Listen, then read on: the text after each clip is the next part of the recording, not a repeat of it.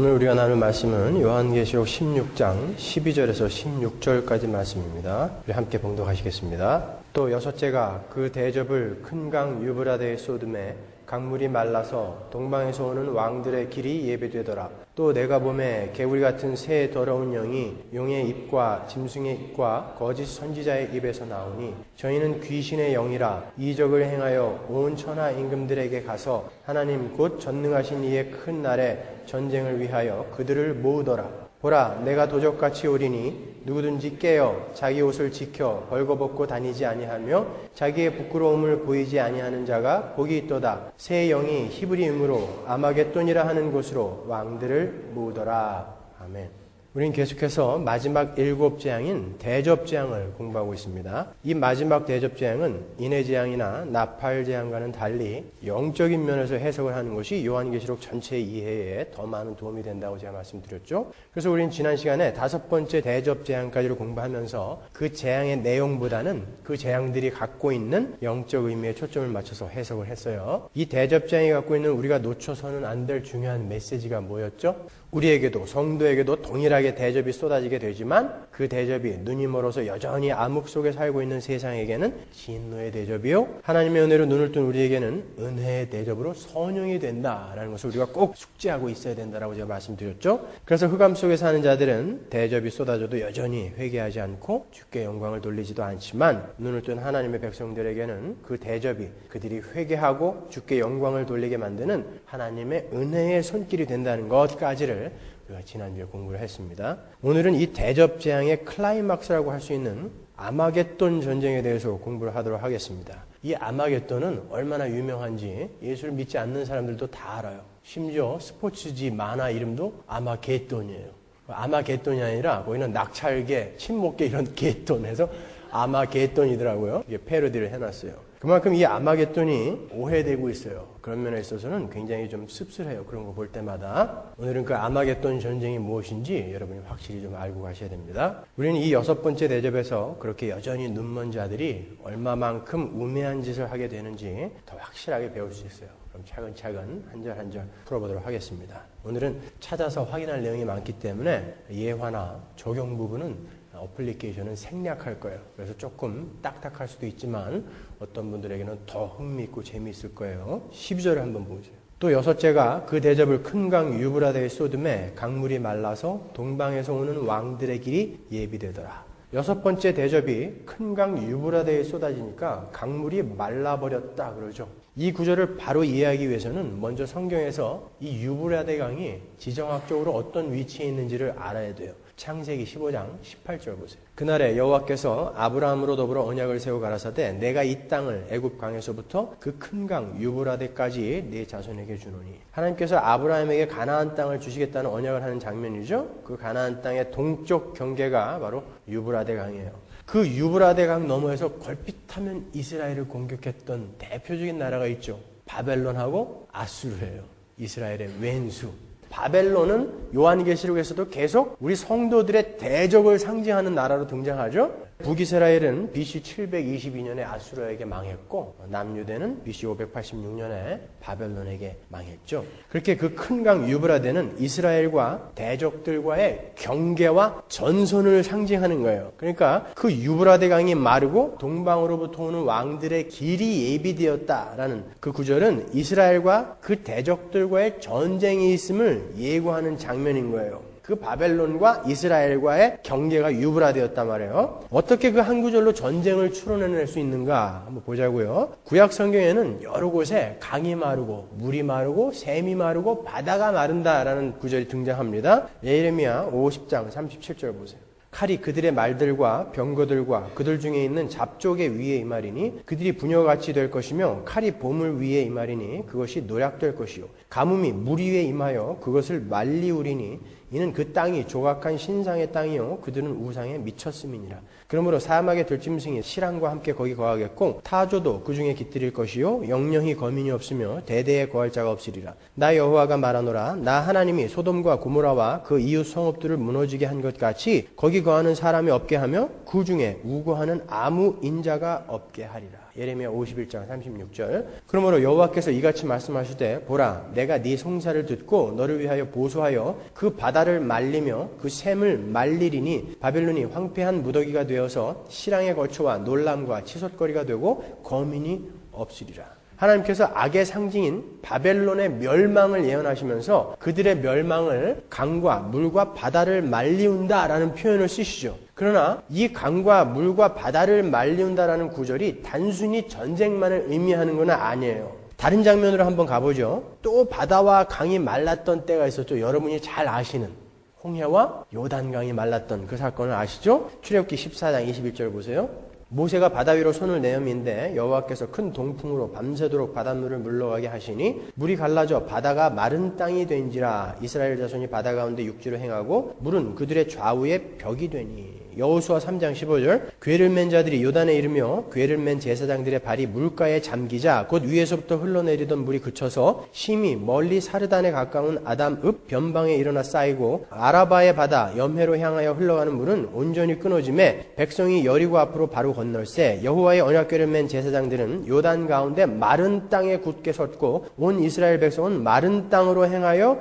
요단을 건너니라. 말라버렸어요. 여기서는 단순히 전쟁만을 상징하는 것이 아니라 하나님께서 이스라엘의 대적들의 손에서 건져내셔서 그들에게 새 땅을 선물하는 것까지를 포함하고 있죠. 물이 마르고 마른 땅이 됐다라는 것이. 이렇게 구약 성경에서 강이 마르고 물이 마른다, 바다가 마른다라는 구절은 거의 대부분 하나님께서 하나님의 대적들을 모두 심판해서 전멸시키시고 그분의 백성들을 안전하게 구해내시는 사건을 묘사할 때 강이 마르고 물이 마른다라고 표현을 하는 거예요. 그래서 여기서 전쟁을 추론해낼 수 있는 거죠. 그러니까 구약에 능통했던 이 요한계시록이라는 편지의 최초의 수신자들, 핍박 속에 고통받고 있던 초대교회 성도들은요, 이 유브라데 강이 마른다라는 말씀을 딱 들었을 때 이러한 것을 깨달았을 거예요. 아, 하나님의 대적들은 하나님과 그의 백성들을 대적하여 전쟁을 도모할 것이구나. 그래서 우리에게 이러한 고난이 닥치는 것이구나. 그러나 그 전쟁은 하나님께서 대적들을 심판하시는 심판의 전쟁이며 우리를 구원하시는 하나님의 전능하신 손길이구나 라는 것을 그들은 이 유브라데 강이 마른다라는 짧은 구절 속에서 읽어낼 수 있었던 거예요.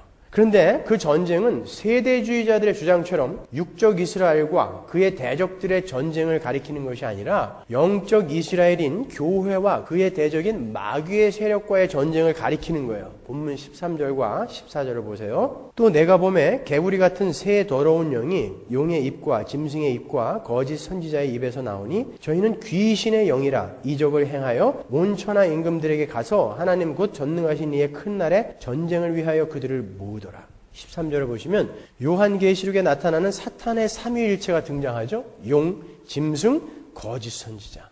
그들의 입에서 더러운 새 영이 나와요. 개구리 같은 더러운 새 영. 그 영이 온 천하 임금들을 미혹해서 하나님을 대적해서 전쟁을 하자고 부추기죠. 14절을 보시면 그 더러운 영은 누구의 영? 귀신의 영이라고 명기를 하고 있어요. 그러니까 이 아마겟돈 전쟁은 하나님을 대적하는 더러운 마귀와 하나님과의 영적 전쟁을 상징하는 것이라는 것을 우리가 알 수 있겠죠? 그런데 재미있는 건요, 14절 후반부에 보시면 그 전쟁은 하나님 곧 전능하신 이의 큰 날에 치러질 전쟁이라는 표현이 나와요. 그 말은 마귀의 세력들이 하나님의 보좌를 노리고 세상을 미혹해서 전쟁을 일으키지만 결국 그 전쟁은 하나님께서 계획하고 계신 하나님 전능하신 이의 큰 날, 즉 그 심판의 날을 재촉하는 전쟁이 될 것임을 보여주는 거예요. 그러니까 우리가 지금까지 7장에서 공부한 내용처럼 세상은 자기들이 꽤 강한 것처럼 거들먹거리면서 하나님을 대하여 악을 행하며 죄를 두려워하지 않고 이적까지 행하면서 하나님께 칼을 들이대고 있는 것 같지만 그들은 결국 그 죄와 악을 완전하게 심판하실 전능하신 하나님의 큰 날을 재촉하는 어리석은 전투를 하고 있다는 것을 우리가 알 수 있는 거예요.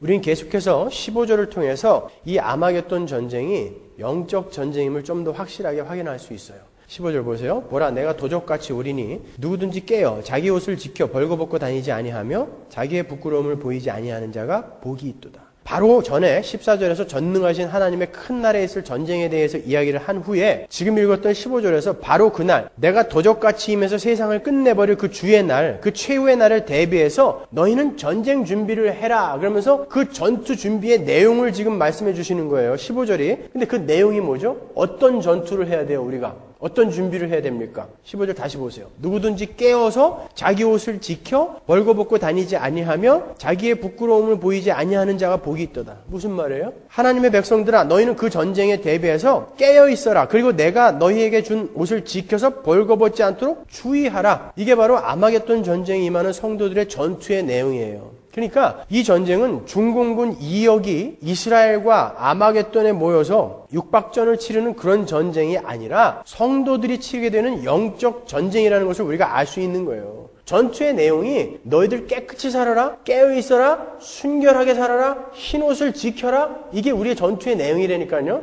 총 들고 아마겟돈으로 모여라 이게 아니잖아요. 그죠? 조금만 자세히 읽어보시면 그 세대주의자들의 주장이 얼마나 엉터리인지 우리가 알 수 있단 말이죠. 보세요. 이 경고의 내용은 우리가 2장, 3장의 7교회를 공부할 때 본 적이 있는 구절이에요. 3장 2절 보세요. 너는 일깨워 그 남은 바 죽게 된 것을 굳게 하라. 내 하나님 앞에 내 행위에 온전한 것을 찾지 못하였노니 그러므로 내가 어떻게 받았으며 어떻게 들었는지 생각하고 지키어 회개하라. 만일 일깨지 아니하면 내가 도적같이 이르리니 어느 시에 내가 임할는지 내가 알지 못하리라. 그러나 사대에 그 옷을 더럽히지 아니한 자 몇 명이 내게 있어 흰옷을 입고 나와 함께 다니리니 그들은 합당한 자인 연고라. 우리 주님께서 사대교회에게 내가 도적같이 너희들에게 임할 테니 너희가 깨어있어라. 그리고 내가 너희에게 준 흰옷을 더럽히지 말아라 라고 경고를 하시죠. 오늘 본문에 나오는 경고의 내용과 똑같아요. 그죠? 즉 예수님께서 오늘 오실지도 모른다라는 종말론적 신앙을 가지고 하루하루를 깨끗하게 정갈하게 온전한 행위를 추구하며 회개하는 삶을 살라는 말씀이죠. 이게. 그렇죠?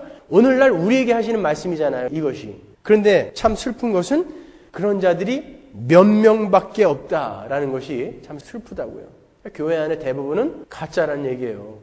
계시록 3장 15절 보세요. 내가 내 행위를 아노니 네가 차지도 아니하고 더없지도 아니하도다. 네가 차든지 더없든지 하기를 원하노라. 내가 이같이 미지근하여 더없지도 아니하고 차지도 아니하니 내 입에서 너를 토하여 내치리라. 네가 말하기를 나는 부자라 부요하여 부족한 것이 없다 하나 네 곤고한 것과 가련한 것과 가난한 것과 눈먼 것과 벌거벗은 것을 알지 못하도다. 오늘 본문에서는 너희들 벌거벗으면 안 된다. 부끄러움 당하면 안 된다라고 경고했는데 여기 라우디게아 교회에도 역시 너희들 벌거벗었구나라는 경고를 하신단 말이에요. 주님께서 모든 것이 풍부하고 부유하고 크게 부흥했던 라우디게아 교회를 향해서 너희가 실상은 가난하고 벌거벗은 자다라고 일침을 가하시죠. 너희가 예수를 믿고 부자가 되고 부흥한다고 해서 그게 진짜 복이라는 착각하지 말아라 그러시는 거예요. 너희가 실상은 벌거벗은 자들이다라는 말이죠. 그러니까 그 말은 그런 물질주의적, 기복주의적 사고로 기독교를 정의해서 정말 너희들이 해야 할 그러한 것들을 놓치지 말고 정말 너희가 열심을 내야 하는 너희 자신의 하나님 자녀됨을 먼저 최선을 다해 챙겨라 라는 말이란 말이에요. 차든지 더없든지 해라. 그 말은 믿든지 말든지 해라. 그 말이 아니라고 그랬죠? 히에라폴리스의 온천수처럼 뜨겁던지 골로새의 차가운 생수처럼 차갑던지 열심을 좀 내서 너희의 하나님의 자녀됨을 좀 지켜내라 라는 뜻이라고 그랬죠? 그런데 우리가 공부한 것처럼 이 7교회에게 주는 메시지는 누구에게 주는 메시지였어요? 바로 말세의 기간 동안에 이 땅에 존재하게 될 모든 하나님의 교회에게 주신 말씀이었죠. 사단이 너희들을 이렇게 미혹할 거야. 그러니까 너희들이 살면서 이러이러한 걸 조심해야 돼 라고 주신 말씀이 7교회에게 주신 메시지였잖아요. 편지였잖아요. 그러니까 이 아마겟돈 전쟁은 언제 일어난다라는 거예요. 언젠가 미래의 어느 날 저 무기또 벌판에서 일어날 전쟁이 아니라 지금 여러분의 인생 동안에 말세의 기간 동안에 여러분이 치러내야 할 영적 전쟁이라는 거예요. 예수께서 이 땅에 오셔서 교회를 창조하신 그때부터 우리 주님께서 다시 오셔서 가시적인 완성을 이루시기까지의 그 말세의 기간 동안에 우리 교회가 겪을 영적 전쟁을 아마겟돈 전쟁이다라고 부르는 거예요. 그 영적 전쟁은 마지막 때가 가까워질수록 더욱 거세질 것이고 결국에는 최후의 심판의 일격으로 끝이 날 거예요. 그 모든 영적 전쟁을 다 포함해서 그것을 우리가 아마겟돈 전쟁이라고 부르는 거예요. 그래서 성경에서는 전투에 참가하는 성도들에게 무기가 아닌 영적인 무기로 무장을 하라라고 가르치는 거예요. 에베소서 6장 10절로 가보세요. 정말로 너희가 주 안에서와 그 힘의 능력으로 강건하여지고 마귀의 괴계를 능히 대적하기 위하여 하나님의 전신 갑주를 입으라. 우리의 씨름은 혈과 육에 대한 것이 아니요 정사와 권세와 이 어두움의 세상 주관자들과 하늘에 있는 악의 영들에게 대함이라. 그러므로 하나님의 전신 갑주를 취하라. 이는 악한 날에 너희가 능히 대적하고 모든 일을 행한 후에 서기 위함이라. 그런즉 서서 진리의 너희 허리띠를 띠고 의의 흉배를 붙이고 평안의 복음에 예비한 것으로 신을 신고 모든 것 위에 믿음의 방패를 가지고 이로써 능히 악한 자의 모든 화전을 소멸하고 구원의 투구와 성령의 검 곧 하나님의 말씀을 가지라. 모든 기도와 간구로 하되 무시로 성령 안에서 기도하고 이를 위하여 깨어 구하기를 항상 힘쓰며 여러 성도를 위하여 구하고. 이렇게 아마겟돈 전쟁은 성도가 치러내야 할 영적 전쟁을 이야기하는 거예요. 너무 세대주의자들의 영향을 많이 받아서 아직도 수긍을 못하시겠다라는 그런 표정인 것 같은데 마지막 16절을 보면서 제가 확증을 해드릴게요. 왜 그 전쟁터 이름을 아마겟돈이라고 했는지 한번 보자고요. 계시록 16장 16절 보세요. 새 영이 히브리임으로 아마겟돈이라 하는 곳으로 왕들을 모으더라. 여기서 아마겟돈이라고 번역이 된 단어의 히브리 원어는 할마겟돈이에요. 하르마겟돈. 하르라는 말은 언덕, 산이라는 뜻이에요. 그러니까 아마겟돈은 무깃도 산, 무깃도의 언덕이라는 뜻인 거예요. 이스라엘 사람들에게 있어서 이 무깃도라는 곳은 전쟁을 상징하는 곳이었어요. 그 무깃도 지역은 이스라엘 평원에 있는 가로 14마일, 세로 20마일의 평평한 땅이에요. 전쟁을 치르기에는 아주 안성맞춤인 곳이죠. 요즘은 전쟁하면 흔히 전략과 전술을 동원한 게릴라전을 떠올리지만 여러분 옛날에는 전쟁을 할 때요. 넓은 평원에 양쪽 군대가 모두 이렇게 정렬을 하고 그 부하들이 보는 앞에서 장수들이 먼저 싸우거나 아니면 쌍방이 일제히 한 곳에서 정정당당하게 격투를 하는 그런 전쟁이었어요. 그런 전쟁의 양상은 미국의 독립전쟁 때까지 계속 이어졌어요. 아세요? 그때까지도요. 전쟁은 그냥 큰 평원에서 쭉 양쪽 군사가 서가지고 서서 총을 한 방씩 빵 쐈다고요. 그러면 저쪽에서 또 한 번 빵 쏘고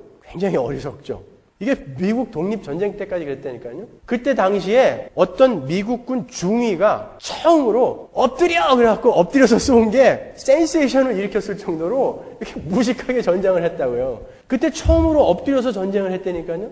그러니까 그런 전쟁을 치르기 위해서는 굉장히 넓은 곳이 필요했는데 그게 바로 무깃도 평원이었어요. 그래서 그 무깃도 평원에서 이스라엘 백성들이 치렀던 전쟁이 무려 200회가 넘어요. 그러니까 이스라엘 사람들에게 무깃도 그러면 거기는 전쟁 이게 딱 떠올랐단 말이죠. 사사기 5장 19절 보세요. 열왕이 와서 싸울 때에 가나안 열왕이 무깃도 물가 다안악에서 싸웠으나 돈을 탈취하지 못하였도다. 드보라와 바락이 가나안 왕 야빈의 군대와 가나안 연합군의 군대를 물리치고 부른 노래죠. 가나안 군대가 보무도 당당히 이스라엘 치러 왔다가 패배하고 돌아간 그곳이 바로 무깃도예요. 아마겟돈. 그리고 애굽 왕 바로 느고가 유대의 요시아 왕을 죽인 곳이 어디예요? 무깃도예요. 아마겟돈이에요, 거기가. 오죽하면 나폴레옹도 전쟁하기 전에 세계 지도를 딱 펴놓고 어디가 가장 전쟁하기 좋은 것인가를 딱 찍었을 때 이 무깃도 평화를 찍었을 정도예요. 그러니까 이스라엘 사람들이 아마겟돈, 무깃도 하면은 전쟁 이걸 딱 떠올랐단 말이에요. 그래서 성경이 영적 전투의 치열함을 설명하면서 유대인들이 쉽게 전쟁을 연상할 수 있는 할마겟돈, 무깃도의 산, 무깃도의 언덕을 등장시킨 거예요. 근데 무깃도는 산이 아니라 평야라면서 왜 무깃도 산이라고 했는가? 그거는 에스겔서 38장 39장에 보면은 최후의 심판의 전쟁을 상징하는 곡과 마곡의 전쟁이 나오거든요. 거기에 보면은 그 곡과 마곡의 전쟁에서 하나님이 그 대적들을 이스라엘의 산에서 멸망시켜 버릴 거라는 그 산이라는 단어가 나온단 말이죠. 그래서 이 두 개를 조합해서 무깃도의 산, 전쟁을 상징하는 그러나 하나님이 완전히 멸망시켜 버릴 그 전쟁을 상징하는 신조어를 만들어서 여기다 갖다 놓은 거예요. 이 말은 그러니까 고유 지명이 아니란 말이에요. 아셨죠? 그리고 이스라엘 사람들이 무깃도 하면 또 떠오르는 중요한 사건이 하나 있었어요. 여러분 이 무깃도 평원에 진짜로 산이 하나 있긴 있어요. 그 산 이름이 뭔지 아세요? 갈멜산이에요. 이스라엘 사람들은 그 산을 무깃도 산이라고 불렀단 말이죠. 그 갈멜산에서 어떤 일이 있었어요? 바알과 아세라 선지자, 거짓 선지자 850명이 엘리야와 싸웠다가 당연히 얘네들은 엘리야를 이길 줄 알았겠죠. 모인 거죠. 무깃도의 산 아마겟돈에 모여서 엘리야를 죽이려고 했는데 얘네들이 거기서 오히려 다 당해버렸잖아요. 그 전쟁의 양상을 성경이 지금 아마겟돈이라는 단어 하나에서 전부 묘사하고 있는 거란 말이죠. 열왕기상 14장 40절 보세요. 엘리야가 저희에게 이르되 바알의 선지자를 잡되 하나도 도망하지 못하게 하라 하매 곧 잡은지라 엘리야가 저희를 기손 시내로 데려다가 거기서 죽이니라. 엘리야가 거짓 선지자 850명을 갈멜산 무깃도 산에서 물리치고 기손 시내에 데려다가 전부 목을 쳐버렸다고 그러죠. 이 기손 시내를 이스라엘 사람들은 무깃도 시내라고 불렀다고요. 바로 그 무깃도 평화에 있는 시내거든요. 이 내용을 오늘 본문과 한번 연결시켜 보세요. 오늘 본문에서 개구리 같은 더러운 영이 누구에 입에서 나왔어요? 아마겟돈 전쟁을 일으키는 더러운 영이 누구에 입에서 나왔죠? 용과 짐승과 거짓 선지자의 입에서 나왔죠. 그들이 아마겟돈으로 열왕을 모아서 전쟁을 준비해요. 갈멜산에서도 엘리야와 거짓 선지자 850명이 싸우죠. 갈멜산은 무슨 산? 무깃도산. 그걸 다른 말로 아마겟돈. 갈멜산에서도 850명이 엘리야와 싸운다고요. 그들이 어떻게 됐어요? 전부 몰살됐죠. 얘네들은 얘네가 이길 줄 알았어요. 850대 1이었으니까. 그러니까 지금 이 이야기는 구약 성경에 이미 오늘 본문에 나오는 이 무깃도산의 전투, 아마겟돈 전쟁은 어떻게 끝날 것인가가 그림으로 그려져 있는 거예요. 그러니까 그들은 어떻게 될 것이다? 우리와 지금 영적 전쟁을 치르고 있는 그들 전부 목이 날아갈 거라는 것을 우리가 이 아마겟돈에서 보는 거지 무슨 중공군 2역이 오고 뭐 이런 거 아니에요. 처음에는 소련군 2역이었어요. 근데 소련이 망하니까 중공군 2역이 됐어요. 그렇게 수수께끼로 풀어주면 사람들이 신기하니까 좋아하거든요. 천만의 말씀. 성경은 성경 안에서 복음으로 다 연결이 돼 있는 거예요. 그물처럼. 그 안에서 풀어내면 이렇게 쉬워요. 다 복음으로 풀리잖아요. 이것과 중공군 2역과 뭘 택하시겠어요? 성경은 전부 복음의 이야기만 하고 있는 거예요. 당시 구약에 능통했던 초대교회 교인들은 무깃도의 산, 아마겟돈이라는 말을 척 들었을 때 바로 이러한 구약의 내용들을 쉽게 떠올릴 수 있었던 사람들이에요. 그리고 참혹한 전쟁터인 무깃도 평야를 쉽게 떠올렸겠죠? 그리고는 이내 우리는 지금 그 참혹한 영적 전쟁의 한복판이 아마겟돈에 와 있는 것이구나. 그래서 우리의 삶이 이렇게 고단하고 힘들었던 거구나. 그러나 결국 그 전쟁은 하나님과 하나님의 백성들의 승리로 끝나게 될 전쟁이다. 그러니까 힘을 내자라고 위로를 받은 거죠. 그러니까 정리를 해보면 아마겟돈 전쟁은 세대주의자들이 이야기하는 것처럼 언젠가 일어날 세계 3차 대전이나 2억의 중공군과 아시아연합군과 이스라엘과의 전쟁이 아니라 말세의 기간 동안에 교회가 겪어야 할 마귀의 세력과의 영적 전쟁을 아마겟돈 전쟁이다라고 이야기하는 거예요. 다시 한번 말씀드리지만 이 전쟁은 마지막 때에 우리 성도들이 크게 겪어야 할 전쟁과 동시에 그들의 삶 속에서 계속적으로 겪고 있는 작은 전쟁들인 거예요. 그걸 다 합쳐서 아마겟돈 전쟁이라고 하는 거예요. 우리가 이 사실을 바로 인식하는 것이 너무나 중요하기 때문에 성경에서는요, 이 전쟁이 일어나게 될 전능하신 하나님의 큰 날에 대한 이야기가 창세기부터 계속 나오고 있어요. 데살로니가 후서 2장 1절 보세요. 형제들아, 우리가 너희에게 구하는 것은 우리 주 예수 그리스도의 강림하심과 우리가 그 앞에 모임에 관하여 혹 영으로나 혹 말로나 혹 우리에게서 받았다 하는 편지로나 주의 날이 이르렀다고 쉬 동심하거나 두려워하거나 하지 아니할 그것이라. 여기 주의 날, the day of the Lord, 이 말이 제일 처음 등장한 곳이 어디예요? 창세기 3장 8절. 아담과 하와가 죄를 졌을 때 하나님께서 서늘한 날에 그에게 찾아오셨다고 그러죠. 그리고 아담아 부르셨잖아요. 그 서늘한 날이라는 것은 조금 가난한 해석이죠.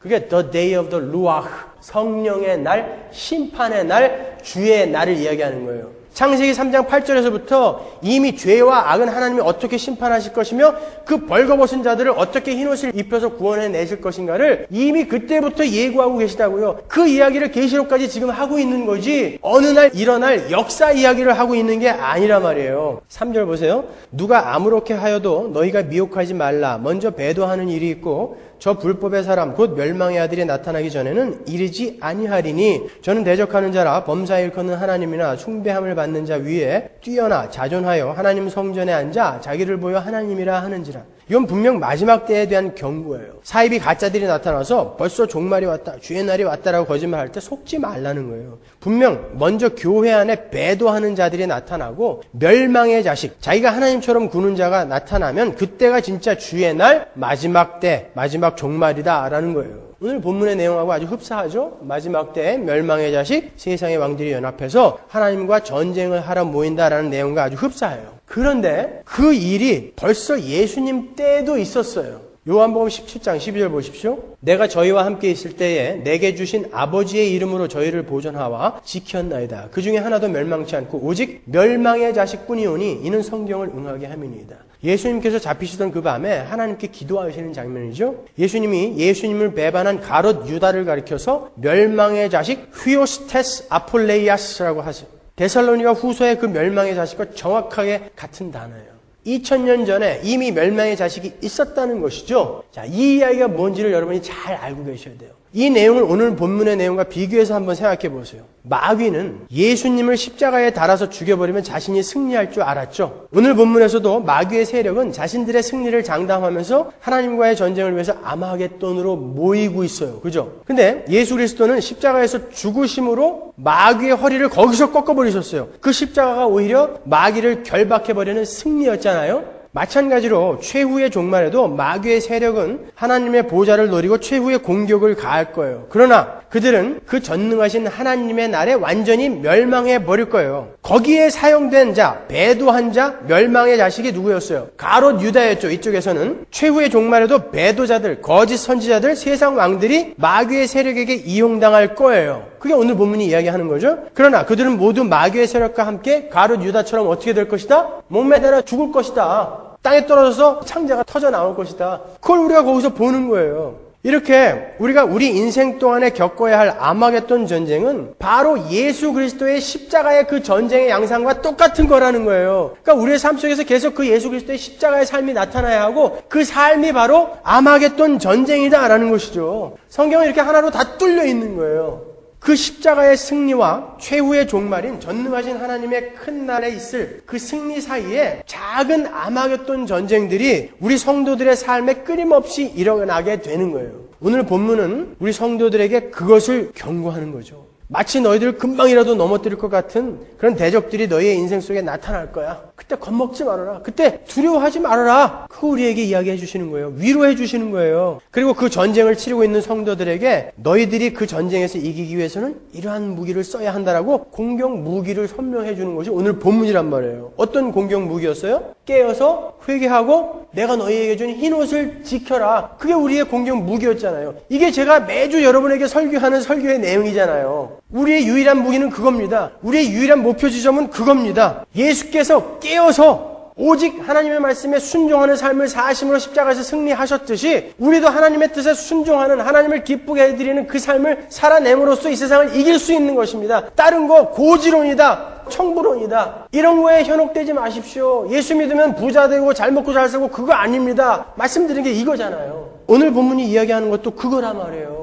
우리가 이기는 건 촛불 들고 어디 나가서 세상을 정화하는 게 아니라고요. 여러분 한 사람 한 사람이 하나님의 백성으로 깨끗하게 성결하게 흰옷을 지키며 살아가는 거. 그게 마귀를 밟는 거예요. 아마겟돈 전쟁에서. 여러분 생각해 보세요. 교회사 2000년 동안에 교회 안에는 끊임없이 가짜 교리를 전파하는 거짓 선지자, 더러운 영들이 속출해 왔어요. 그리고 앞으로도 쏟아져 나올 거예요. 그리고 우리를 대적해서 우리의 피를 요구하는 세상 세력들은 계속해서 있어 왔고 앞으로도 있을 거예요. 그러나 그 배도하는 멸망의 자식들 속에서 우리를 공격하는 그 더러운 세상 속에서 예수 그리스도의 도우심으로 여전히 꿋꿋이 깨어서 자신의 신앙을 지키며 의의 흰옷을 지켜내는 참 성도들이 있었고 지금도 있고 앞으로도 있을 거란 말이에요. 그러니까 교회가 지금까지 그들의 피를 타고 여기까지 온 거예요. 오직 그들에게만 승리의 면류관이 주어지게 될 것이다가 바로 이 아마겟돈 전쟁이에요. 무슨 다빈치 코드, 유다복음, 기복주의, 신비주의, 물질주의, 향락주의 다들 자기들이 옳은 줄 알고 자기들이 승리자인 줄 알고 거들먹거리죠. 우리를 가리켜 미련하다, 우매하다. 그들이 우리를 그렇게 손가락질해요. 그들은 지금 이 시간에 스스로 자해하고 있는 거예요. 그리고 자멸해가고 있는 거예요. 그리고 그 전능하신 하나님의 큰 날에 완전히 멸망하게 될 거예요. 그러니까 여러분 힘내십시오. 지금 여러분이 세상을 용서하느라 참아주느라 하나님의 자녀답게 살아내느라 꼭 지는 것처럼 약해 보여도 바로 여러분이 깨어있는 분이고 여러분이 회개하시는 분들이고 여러분이 지금 흰옷을 지키시는 분들이에요. 그러니까 여러분이 승리자들이에요. 홍해 바닷가에서 자기들이 승리한 줄 착각하다가 모두 그 홍해에 빠져 죽어버린 애굽 군사들처럼 우리 대적들도 지금은 자기들이 이기는 것처럼 거들먹거리지만 결국 그들은 모두 지옥의 불못으로 빠져버릴 거예요. 결론은 이미 나 있어요. 이 아마겟돈 전쟁의 결론이 시편에 먼저 나와 있다니까요. 시편 2편 1절 보세요.